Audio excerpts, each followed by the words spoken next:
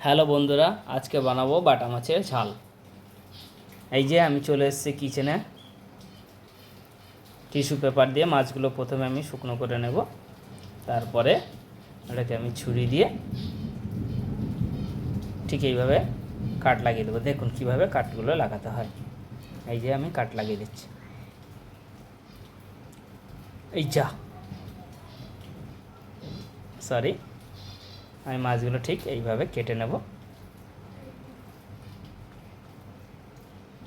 দেখো কাটা হয়ে গেছে, আমি হলুদ মাখিয়ে দিয়েছি, লবণও দিয়েছি, দিয়ে ম্যারিনেট করে নেব। গরম পড়েছে, একটু জুস খেয়ে নিলাম হাত তালে।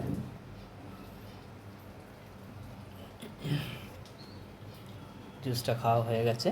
এইবার মাছগুলোর সঙ্গে হলুদটা লবণটা সুন্দর করে ঠিক এইভাবে মাখিয়ে দেব। দেখুন ওদিকে কড়াই আমি বসিয়ে দিয়েছি উনানে, কড়াইটা গরম হচ্ছে। ঠিক এইভাবে এবারে মাছগুলো আমি দিয়ে দেব। মাছগুলো আমি গোল্ডেন ব্রাউন করে ভেজে নেব। প্রথমে আমি 3টে মাছ ভেজে নিচ্ছি, পরে আরও 2টো মাছ আছে, সেটা আমি পরে আবার ভেজে নেব। এই যে 2টো মাছ আবার দিলাম।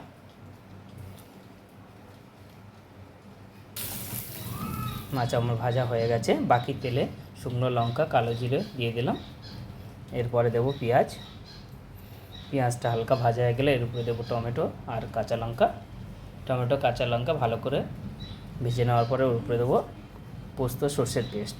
তারপর এইভাবে ঠিক একটু কষে নেওয়ার পরে আমি জল যোগ করব।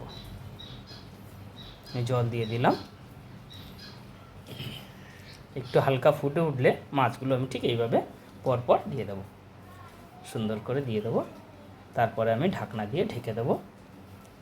এই যে ঢাকনা খুলুন, দেখুন তরকারি কমপ্লিট হয়ে গেছে। এই যে, থ্যাংক ইউ।